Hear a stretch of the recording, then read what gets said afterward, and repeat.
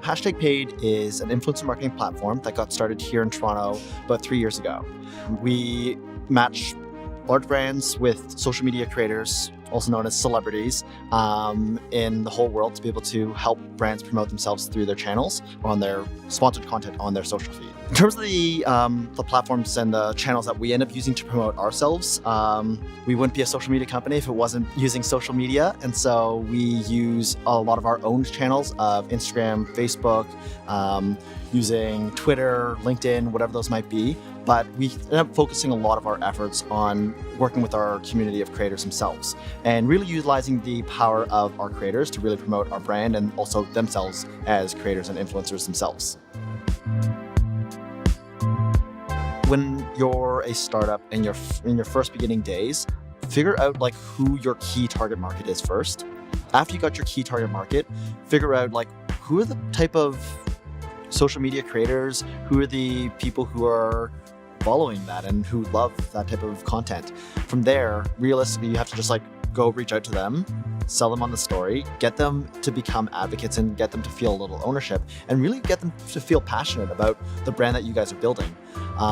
That'll get you initially started on your way to becoming a social media rock star. So I think the best thing to do is to be able to find who your true advocates are, the people who absolutely love your company, sell them on the story, bring them in as like trusted advisors and really make them feel ownership within there.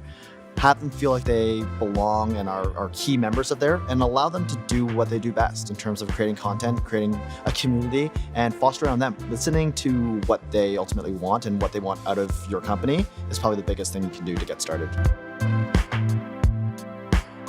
A lot of startups, what I've seen them do is when you have an audience, you can run a contest of sorts where you're driving people to enter a contest. You can get them to be featured on your page if you're large enough. But honestly, just also free products if you're a product itself, free demos, or even just inviting people to events and parties that you guys are hosting. Everyone loves a great party and a great event and meeting the people behind the scenes.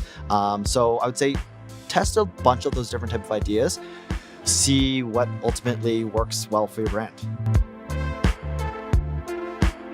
I think the biggest thing is listen to your audience. This is social media for a reason. It's not, I think the common mistake a lot of people make is they use social media as like a one-way dialogue. Really, social media is a two-way dialogue. It's a way for you as a brand to speak to everybody who's potentially listening, but it's also a great way for you as a brand to listen to what your followers or your fans and your audience are saying to you, and you should be able to react accordingly.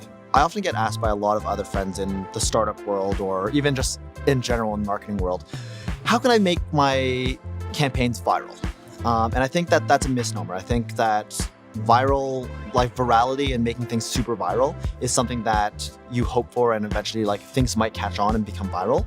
But I think the better method around this is to create great content that really permeates through. You never go into building a company to make it a mediocre type of company. If it goes and becomes a huge unicorn, that's great. In terms of how do you make great social media content and how do you make a winning compelling story, it's creating great content, but it's also just constantly testing and iterating. If you think about the key elements of what makes anything on social media shareable, it's something that's remarkable, it's a great story, it plays to your emotional heartstrings, whether it incites anger, inspiration, or just those warm and fuzzies inside of you. Those are the elements that you need to be able to play on and figure out what really works well for your brand. And the best thing went from the companies to social media the best. They continue to test and iterate. They're launching a lot of different type of campaigns, measuring a lot of these different things, and just being able to figure out what really works for them and their brand. The challenge, I guess, with social media influencers is they are people themselves. Like anybody with any specific person, when you're putting your trust in a brand as just affiliation with anybody in itself, there's always a little element of risk. I remember back when I was even working on the corporate side, trusting a a 16-year-old social media star with being the voice and the face of your organization is a risky thing. It's scary.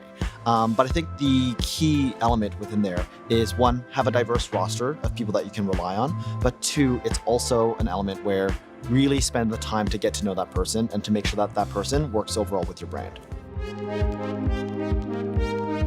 A growth mindset for #paid means that we are constantly driving to not only just improve our company and our own internal metrics, but also we really view ourselves as leaders within the industry. And so how are we as a company and a leader within the influencer marketing space, how are we paving the path to better the industry itself? And we know that by doing that and going where the best practices and where the entire industry should be heading, that both all of our stakeholders and all of our partners that we work with are going to follow suit.